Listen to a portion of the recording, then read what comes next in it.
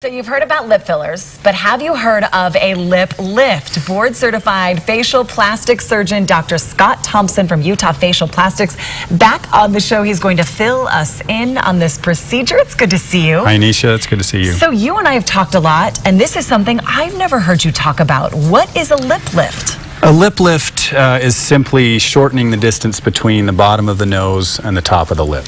Not with filler. Not with filler, yeah. Not with injections. We always talk about filler, and a lot of people come into my office and they're nervous about having fillers because we've all seen so many lips that are overdone.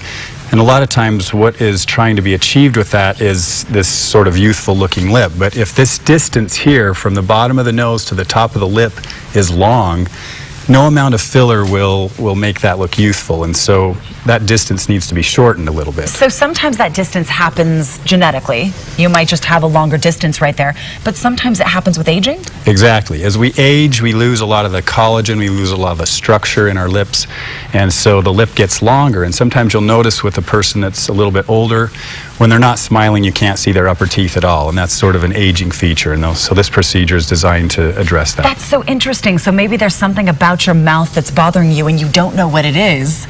You don't know why, and it's just that distance between your nose and the upper part of your lip. Yes, often people come in and they're asking me for advice, especially when they're aging, and sometimes it's something I suggest to people and they've never noticed that, they've never thought about it.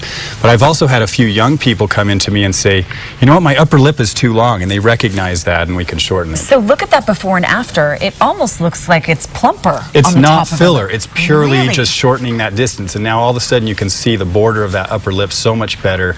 You can see the vermilion, which is kind of that, or the philtrum, those edges of the lips are defined so much better, and that's just with a lip lift procedure. And Dr. Thompson, you said in the past you actually had to go along the lip line, and you don't do that anymore. Yeah, so this procedure isn't necessarily new. It used to be done right at the lip upper red and white lip junction, and it left a visible scar. But now we make it kind of under the nose here, and it can be hidden really well. And usually you can't see the scar at all, so it's really a great procedure. And usually done in combination with a facelift, or does it stand alone? It can be either way. So a lot of times I'll do it in combination with a facelift as an aging, rejuvenating procedure, or sometimes, as I was mentioning, with younger patients, they just genetically have a longer upper lip, and so we can do it as a standalone procedure. What's the recovery like?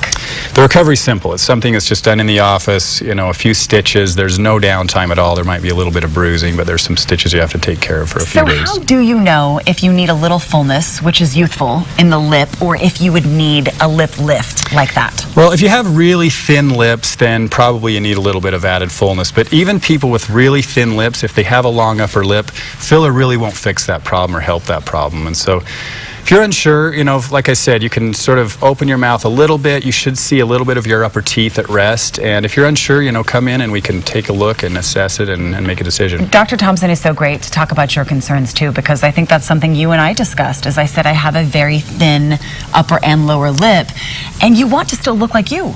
You have a thin upper lip, but you have a short, you know, distance there, and so I can see your teeth at rest, and so that's a really youthful feature that you have. But a little bit of filler just kind of augments your natural structure. Thank you, lip, Mom, so. if you're watching, for my genetics, my lip genetics. If you have questions, Utah Facial Plastics has the answers. Complimentary consultations, everybody. That's what they do. The phone number's right there on your screen. You can also go to their website. Go to goodforutah.com/GTU, and we will link you. Dr. Thompson, always so good to see you. Thank you. It's a pleasure to be here. Coming up.